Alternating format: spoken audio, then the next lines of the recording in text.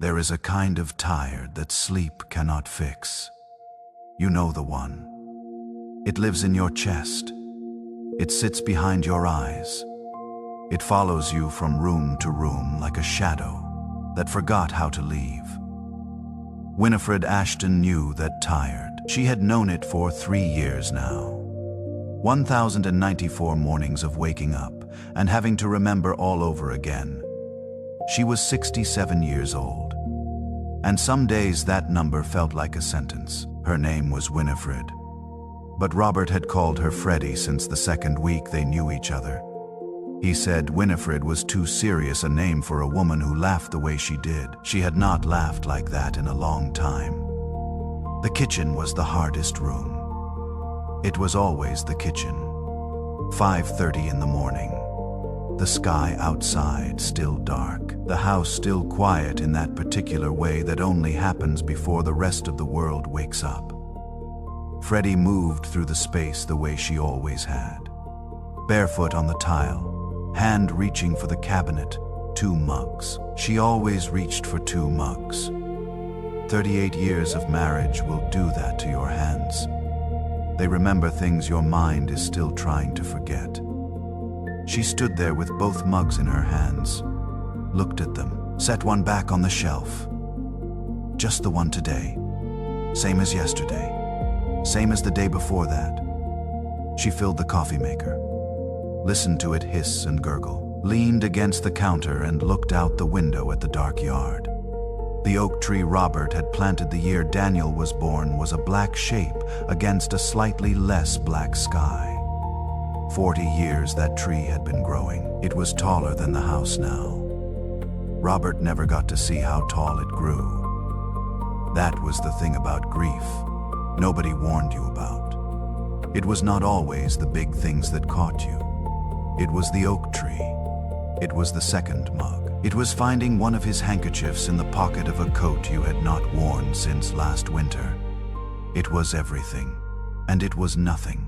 And it was always there, waiting for you. Freddie carried her coffee to the table and sat down in her chair. Not his chair. She had not sat in his chair in 3 years. She was not sure she ever would again. Some things you just leave alone. She sat with both hands wrapped around the warm mug, and she thought about the phone calls from last week. Daniel calling from Chicago. His voice careful the way it always was now. Like he was choosing every word before he said it. Like she was something fragile that needed handling. He wanted her to move. Come up to Chicago. Stay in the guest room. Be closer to him and his family. She had said no, gently. The way you say no when you know the person asking means well, and you love them for it. But the answer is still no. What she did not say was the truth of it.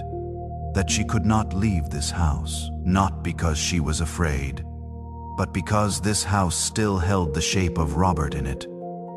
The dent in the armchair cushion, the way the 3rd step on the stairs creaked in a spot only he ever stepped in. If she left, she was not sure what would be left of him. And she was not ready for that.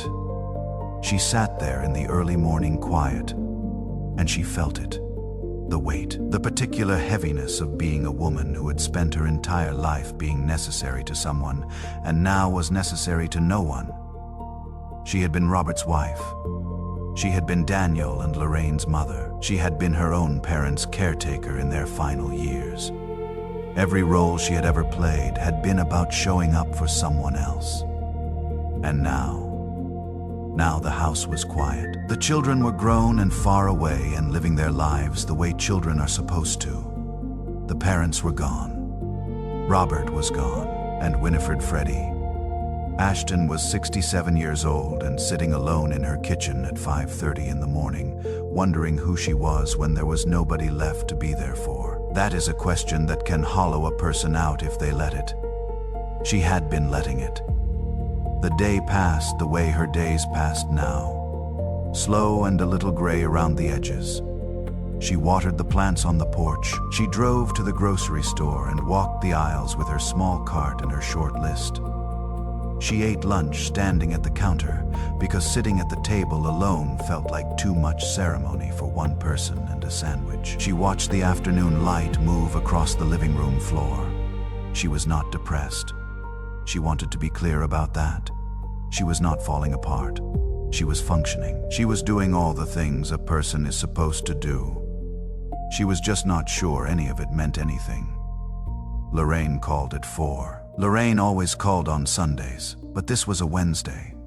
So Freddie felt her heart lift a little when she saw the name on the screen. They talked for 20 minutes. Lorraine told her about work, about the weather in Portland, about a restaurant she had tried with friends. Good things, normal things. Freddie said. She was fine. She said it the way she always said it. The words smooth from so much use. I am fine. Everything's fine. Do not worry about me. After she hung up, she sat in the quiet again and thought about how many times she had said those words in the last 3 years. I am fine, and how not one of them had been entirely true. That night, she could not sleep. She lay in the bed she and Robert had shared for 36 years. The same bed. She had thought about getting a new one, but that felt like an erasure, and she was not ready for that either.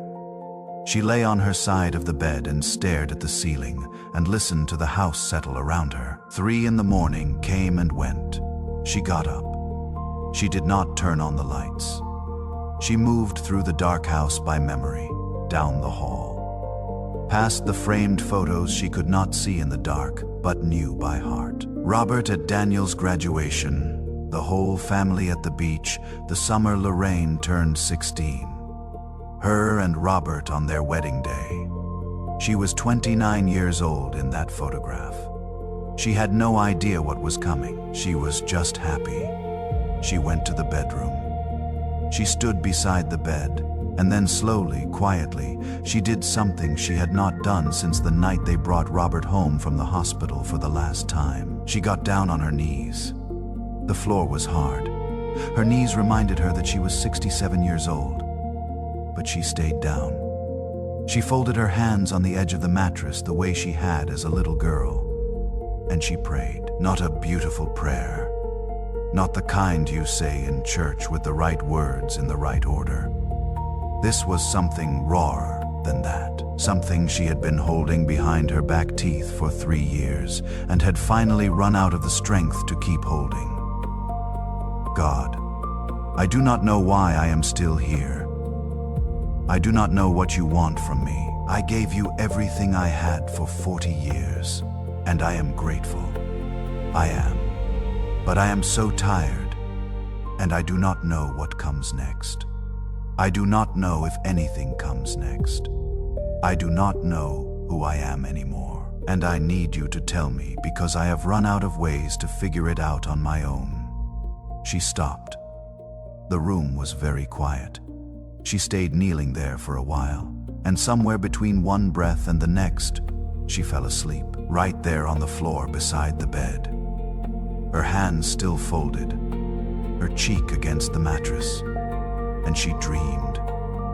Not the blurry, shapeless dreams she usually had. Not the kind that dissolve the moment you open your eyes. This was different. This was the kind of dream that has weight to it. The kind that feels more real than the room you wake up in. Robert was there.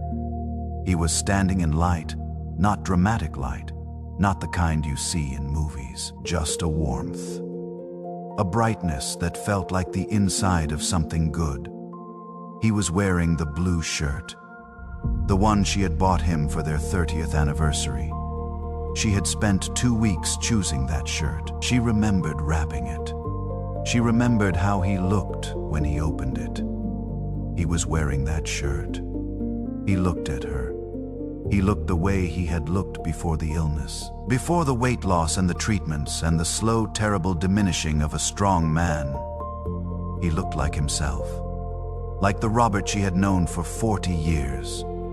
He smiled. And then he said 3 words, just 3. It is not over. That was all. No explanation, No grand message, just those words in his voice. The voice she had been missing for 3 years. Low and certain and kind. She woke up. The room was dark. She was still on the floor. Her knees ached and her neck was stiff, and her cheeks were wet. She looked at the clock on the nightstand, 3:33. She sat on the floor of her bedroom in the dark and she held those 3 words like something she was afraid to put down. It is not over. She did not know what it meant. She was not sure she needed to know right then. She just knew that for the first time in 3 years, sitting in the dark in the small hours of the morning, she did not feel alone in the room. Something was here. Something was paying attention, and for the first time in a very long time, Winifred Freddie Ashton let herself believe that maybe, just maybe, there was still a reason she was here. She did not go back to sleep. She sat there until the darkness outside the window began to soften, until the first pale light of morning started to come through, until the oak tree Robert had planted 40 years ago became visible again against the brightening sky. Still here, still growing. 3 days after the dream, a letter arrived. Not an email, not a text, a real letter. The kind with a stamp and a handwritten address. Freddie almost threw it away with the grocery circulars and the credit card offers, because she was not expecting anything and the envelope had no return address. Something made her stop. She stood at the mailbox at the end of the driveway and turned the envelope over in her hands. Her name was written in careful, older handwriting, the kind of handwriting that belonged to someone who had learned to write before everything became a keyboard. She opened it, standing right there in the driveway. One sheet of paper, folded in thirds. She unfolded it slowly, 1 line. That was all that was written. 1 line in the same careful handwriting. The Lord told me to send this to you. You are not finished. And a name at the bottom, Eleanor Marsh. Freddie read it twice. Then a 3rd time. She stood in the driveway with the morning sun on her shoulders and tried to place the name, Eleanor Marsh. Eleanor Marsh. And then it came to her.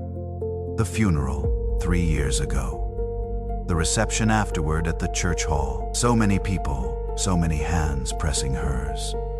So many faces saying words she could not fully hear because she was operating from somewhere very far inside herself that day. She remembered a woman older than her, white hair, very still in the way that some people are still, not nervous still, peaceful still. The woman had taken both of Freddie's hands in hers and looked at her for a long moment without saying anything. And then she had said simply, "He loved you well," and moved on. That was Eleanor Marsh. Freddie had not seen her since, had not thought of her since, did not know her, did not know how Eleanor had her address, did not know why this woman who was nearly a stranger had sat down and written this letter and mailed it. She went inside, found the name in the funeral guest book she kept in the drawer of Robert's desk, Eleanor Marsh, a phone number written neatly beside the name. She sat down in Robert's chair. She had not sat in Robert's chair since the day he died. She did not even notice she had done it until she was already sitting there with the phone in her hand. She dialed. Eleanor answered on the 2nd ring. Her voice was steady and warm, and exactly what Freddie would have expected from the woman she remembered. Freddie told her she had received the letter. She asked why Eleanor had sent it. There was a brief pause. Then Eleanor said it plainly. The way people say things when they have stopped being embarrassed about how they sound. I was praying this morning, and God put your face in my mind. Clear as anything. I had not thought of you in a long time, but there you were, and I knew. I just knew I had to write that down and send it. I did not know if you needed it. I just knew I was supposed to send it. Freddie sat in Robert's chair and did not say anything for a moment. She asked Eleanor if she knew what she was going through, if someone had told her, if Lorraine had reached out somehow, or if Daniel had mentioned her to someone. Eleanor said no. She said she knew nothing. She said she had simply been obedient. I just did what I was told to do, Eleanor said. Whatever you needed to hear from it is between you and God. I was just the envelope. They talked for a few more minutes. Small things. How are you managing? How are your children? The ordinary kindnesses of two older women who understand loss. When Freddie hung up, she sat in Robert's chair for a long time. The chair still smelled like him faintly. She had been afraid of that. She thought it would destroy her. But it did not destroy her. It held her. She sat there, and she let herself understand what had just happened. Eleanor Marsh had woken up on a Tuesday morning 3 years after a funeral, and God had put Freddie's face in her mind, and Eleanor had not dismissed it, had not told herself she was being silly, had not decided it was too strange or too much trouble. She had gotten out a piece of paper and a pen, and she had written down what she was given, and she had put it in an envelope, and she had mailed it to a woman she barely knew, because she was told to. And it had arrived at the exact moment Freddie needed it most. 3 days after she had gotten on her knees on the floor of her bedroom and told God she was lost. She thought about that. The timing of it. Eleanor had not known to send it 3 days after the prayer. Eleanor had not known about the dream. Eleanor had not known anything. She had simply been moved. And she had moved. Freddie wiped her eyes with the back of her hand. You are not finished. She folded the letter carefully and held it against her chest for a moment. Then she put it in the pocket of her cardigan and wore it there for the rest of the day. A week later, she cleaned out the hall closet. She had been avoiding it. The closet held coats and boxes and the accumulated storage of 38 years in one house. She had been telling herself she would get to it. She got to it on a Thursday afternoon with no particular reason except that the light was good and she was tired of walking past the closed door. She worked her way through systematically. Coats she kept, coats she folded for donation. Boxes of Christmas ornaments she was not ready to part with. A box of Daniel's childhood drawings she had been keeping since 1991. At the back of the closet behind a winter coat she had not worn in years. She found a box she did not immediately recognize. She pulled it out. It was a shoebox. Old, the cardboard soft with age. She lifted the lid. Letters, a bundle of them tied with kitchen string. Letters she had written to Robert before they were married. He had kept them. She had not known he kept them. She had thought they were lost years ago. Beneath the letters, a smaller bundle. Sheets of paper folded together and held with a rubber band that had dried and cracked with age. She pulled it loose carefully. Unfolded the first sheet, her own handwriting, young and looping. Not the way she wrote now. It was a poem. She had written poems once. She had almost forgotten that. She was 24 when she wrote these. She remembered now. She had kept a notebook for a few years in her mid-20s. Written in it on her lunch breaks at the insurance office where she worked before she married Robert. Nobody knew. It had felt too private to share. Too uncertain. She was not sure if what she wrote was any good, and she was not sure she wanted anyone to tell her it was not. She had stopped when she was 26. Her mother had said something offhand, not cruel, just practical in the way her mother had always been practical. She had mentioned the notebook to her mother once, and her mother had said, "What will you do with that?" And Freddie had not had an answer, and somehow that was the end of it. She had put the notebook away and not gone back to it. 41 years ago. She sat down on the floor of the hallway with the papers in her lap and she read. She read slowly, carefully. The way you read something you are not sure you are ready for. And she was surprised, not in a small way. In a way that rearranged something inside her. She had expected to read the words of a young woman who thought she was a poet, but was not quite. She had expected to cringe a little, to feel the gentle embarrassment of seeing your younger self try at something and not fully succeed. That is not what she found. What she found was honest, achingly honest. The kind of writing that comes from a person who is paying very close attention to the world and does not yet know enough to be guarded about what they notice. The kind of writing that does not try to be beautiful. It just is, because it is true.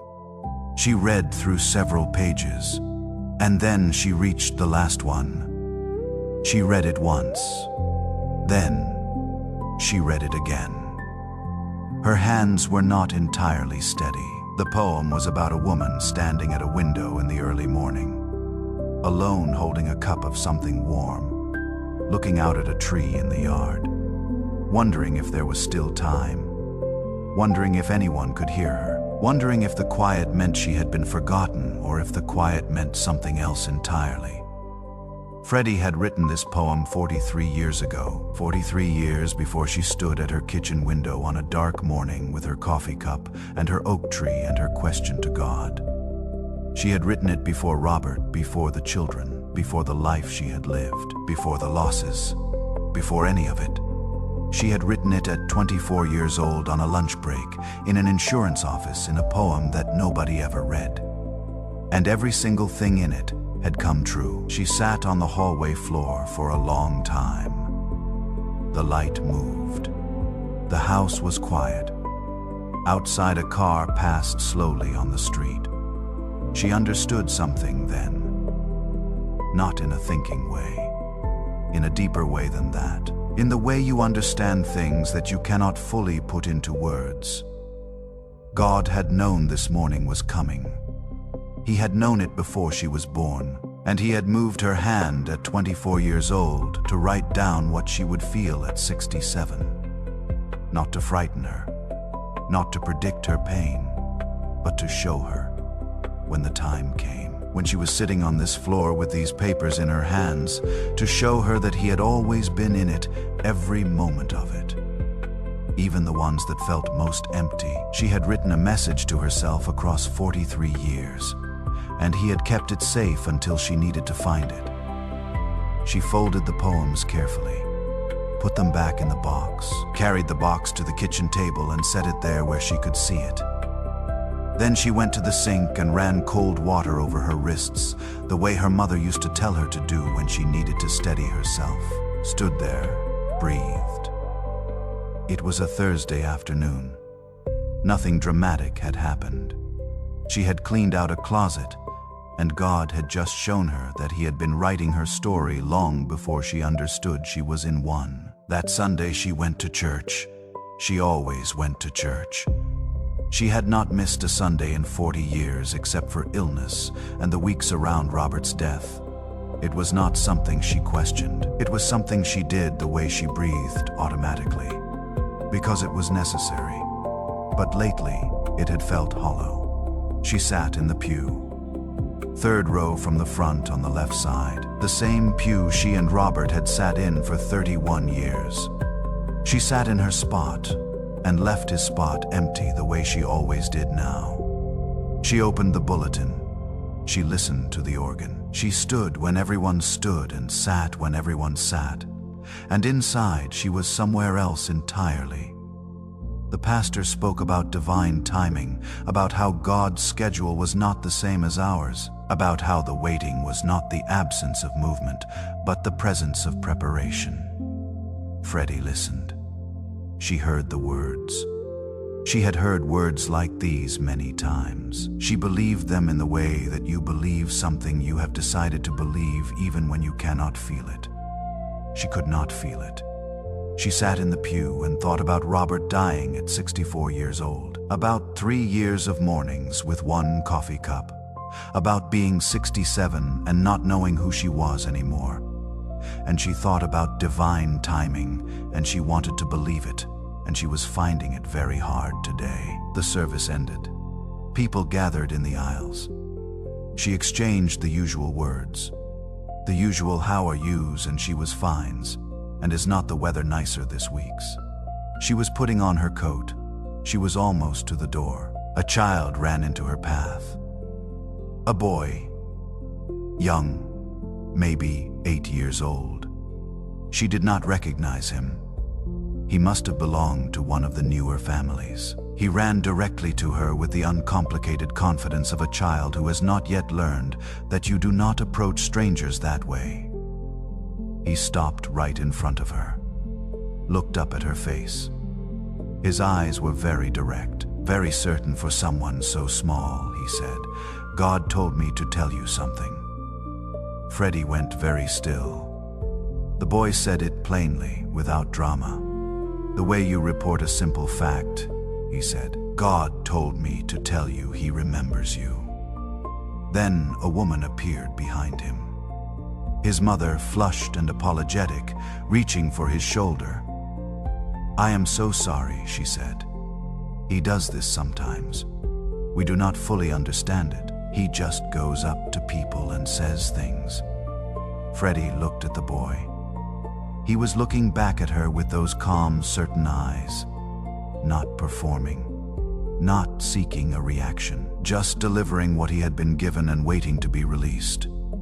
She told the mother it was all right. She meant it. She walked to her car, Saturday in the driver's seat without starting the engine, held her keys in her lap. The parking lot slowly emptied around her. She did not notice. She thought about Eleanor writing a letter because she was told to. She thought about a poem written 43 years ago. She thought about a dream and 3 words in Robert's voice, and a man in a blue shirt standing in warm light. And now a boy with certain eyes delivering a message in a church parking lot on a Sunday morning. He remembers you. She had been feeling like a woman who had been forgotten by life, by purpose, by the future. Sometimes, in the very low moments, she had felt almost transparent, like she had done her part, and the world had simply moved on without her.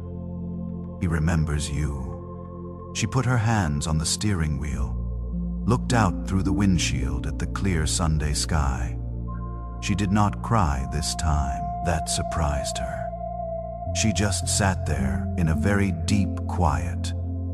Not the empty quiet of the last 3 years. Something different. Something that had weight and warmth inside it. Something that felt like the beginning of an answer to a question she had almost stopped asking. She started the car. She drove home slowly through the Sunday streets. The trees were beginning to turn, just the first edges of color, the earliest suggestion of autumn.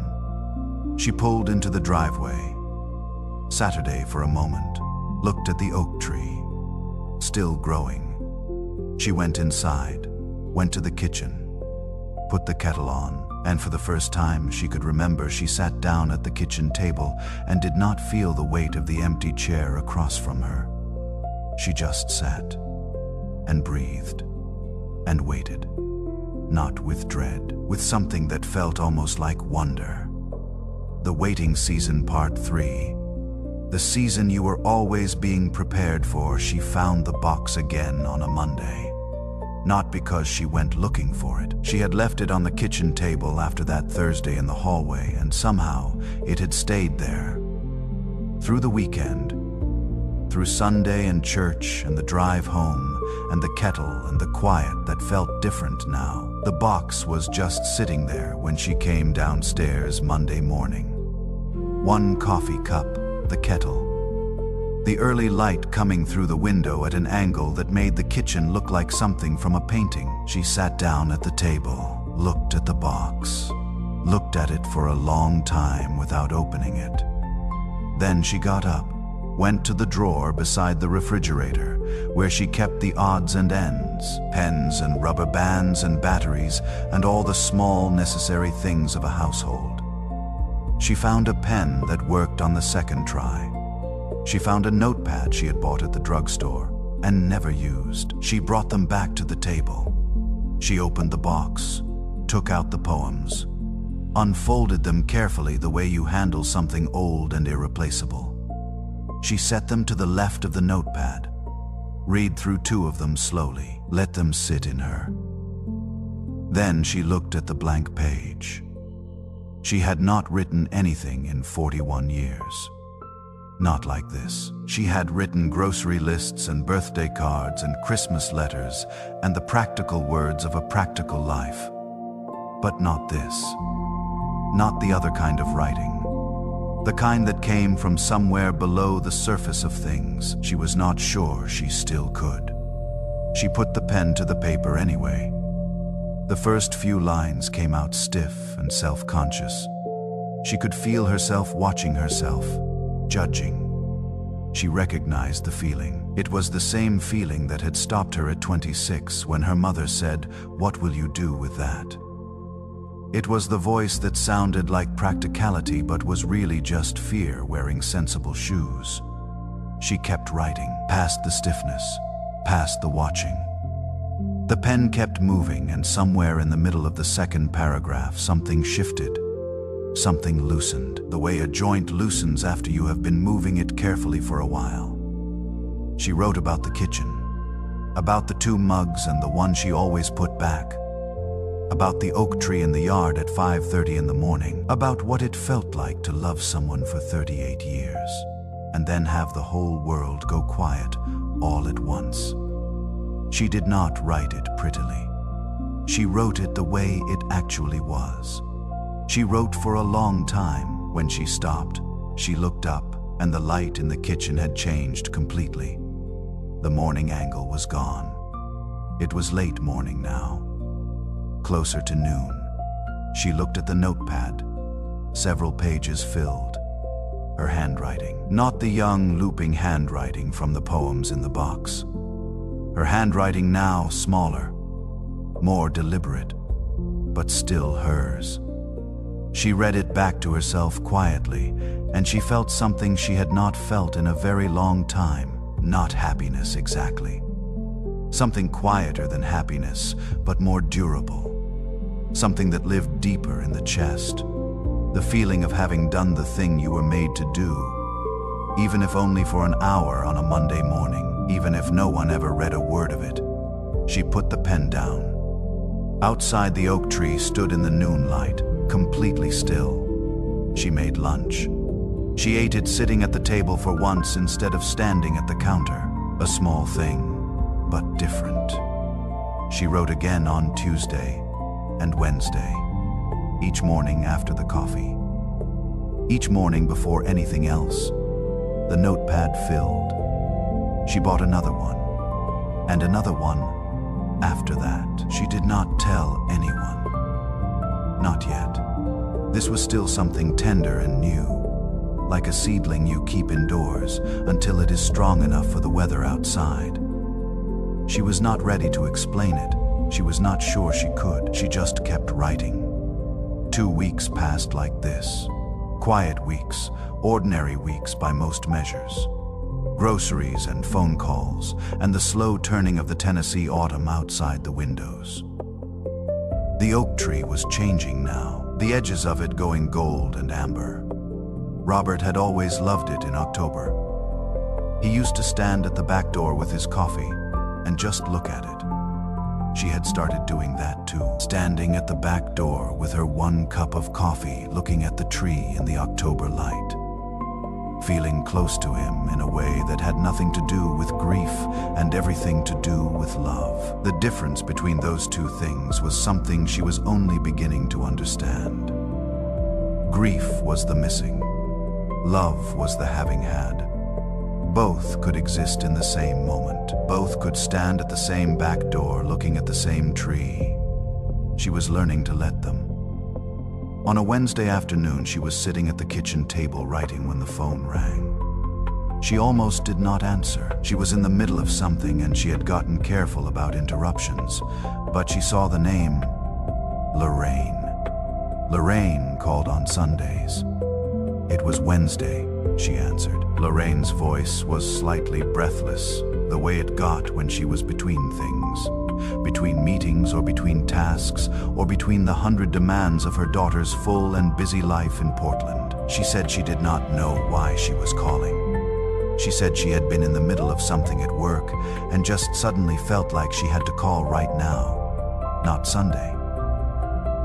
Now, are you okay, Mom? Freddie looked down at the page she had been writing. She looked at what she had written. She had been writing about a daughter who calls on an ordinary Wednesday afternoon for no particular reason, except that something moved her too.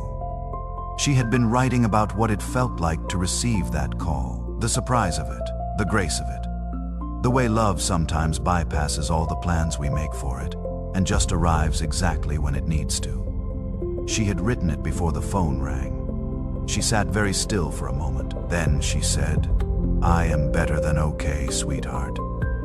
I think I am actually okay for the first time in a while." Lorraine was quiet for a second. Then she said, "You sound different," Freddie said. "I might be." They talked for almost an hour, longer than they usually talked. The conversation went to places their Sunday calls never quite reached. Lorraine talked about things she was afraid of. Freddie talked about things she had been carrying alone. They talked about Robert, really talked about him. Not the careful managing of grief that they usually did, but actually talking about him. Laughing at a few things, crying at a few things, letting him be present in the conversation the way he deserved to be. At the end, Lorraine said, "Mom, can I ask you something?" She said yes. "What have you been doing differently? You seem like yourself again. More yourself than I have heard in years." Freddie looked at the notepad, at the pages she had filled over 2 weeks of mornings, at the box with the old poems sitting beside it, at the pen she was still holding. She said, "I started writing again." Lorraine was quiet. "Then, writing what?" "Everything," Freddie said. "Just everything." That evening she found a poem she had written 10 days earlier and typed it out on the old laptop Daniel had set up for her 2 Christmases ago. She read it on the screen. It looked different in type, more real somehow, more finished. She thought about Eleanor Marsh, about the letter that had arrived with one line written in it, about what Eleanor had said on the phone. "I was just the envelope." She thought about what it meant to be an envelope, to carry something from where it began to where it needed to go. To not be the message itself, but to make the message possible. She had been thinking of herself as someone whose story was mostly told. 67 years old, the main chapters written and done. What remained felt like the long, quiet tail end of something that had already happened. But what if that was wrong? What if everything she had lived, every role she had played, every loss she had carried, every morning with 1 cup instead of 2. What if all of it had been building towards something rather than winding down from something? What if she was not at the end of the story, but at the place in the story where the reader finally understands what the whole thing has been about? She sat with that for a long time. The house was quiet, the autumn dark outside the windows, the lamp making a warm circle in the living room. She was not afraid of the quiet tonight. She was listening to it. On a Friday morning, 3 weeks after she found the poem, she woke at 5:30 as always, made her coffee, 1 cup. She stood at the back door in her robe and her slippers, and she looked at the oak tree in the early dark, and she prayed. Not on her knees this time, standing at the back door with both hands wrapped around her warm cup, looking at the tree Robert had planted the year their son was born. She prayed the way she was learning to pray now, not with requests, not with the list of things she needed or the explanations of why things were hard. Just with openness, just with presence, just, here I am listening now. The sky began to change. The first pale lightening at the edge of things. The oak tree slowly becoming visible in the pre-dawn gray. And then it happened. It did not happen with sound. It did not happen with light or wind or anything the senses could report. It was not the kind of thing she could prove to anyone or even fully describe after. But it was real. As real as the cup in her hands, as real as the tree in the yard, as real as anything she had ever known. A presence. In the room with her. In the kitchen behind her and around her, and somehow also inside her chest, where the tired used to live. Not Robert. Not a ghost. Not anything frightening, just there.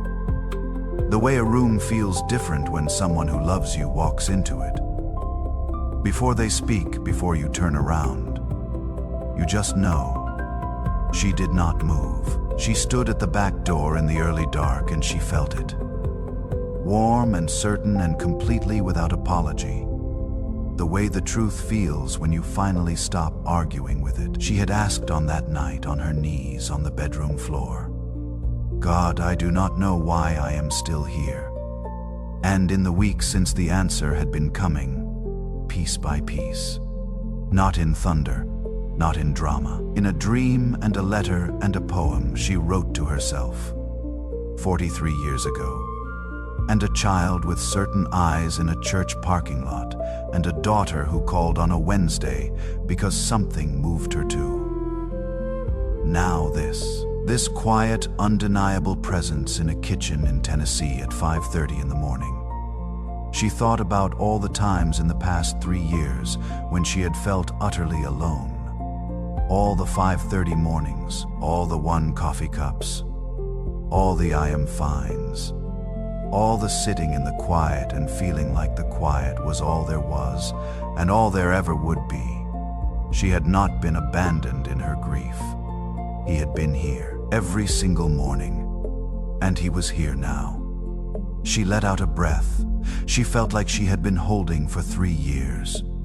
The sky outside was lightening steadily now, pink at the edges. The oak tree coming into color. She could see the gold and amber of it in the growing light. All that quiet, patient growing. She thought about Lorraine asking what she had been doing differently. She thought about Eleanor saying, I was just the envelope. She thought about the boy in the parking lot, those certain eyes, that plain delivery. God told me to tell you he remembers you. She understood now what all of it had been. Not a series of coincidences. Not her own grief-softened mind finding patterns in random things. Something deliberate, something patient. A thread running through all of it, pulling gently, waiting for her to be still enough to feel it. She had prayed on the bedroom floor and said she did not know who she was anymore, and God had been answering ever since. Not by giving her a role to play or a purpose to perform, not by filling her life back up with things to do and people to take care of, but by showing her the one thing she had never fully been allowed to see herself. Who she was before the roles, who she was beneath the 40 years of service and love and practical sacrifice, who she was before anyone needed her to be anything for them. Winifred Freddie Ashton, who wrote poems on her lunch break at 24 because she could not help it. Who loved a man in a blue shirt for 38 years, who planted nothing but had stood beside the man who planted a tree that was now taller than the house, who had carried grief with more dignity than anyone knew, because she had done most of it alone in the early mornings when no one was watching. That woman, that was who was still here. That was who was not finished. The light was fully coming now. The kitchen filling with the soft gold of an October morning. The oak tree brilliant in it. Every leaf catching the light, and giving it back. She thought about what Lorraine had said when she told her she had started writing again. Just everything, she had said. Yes, that was it, exactly. She was writing everything, everything she had learned and lost and loved and survived, everything that 67 years of living looked like from the inside, everything that no one younger than her could possibly know yet because they had not lived long enough to know it. That was not nothing. That was the whole thing.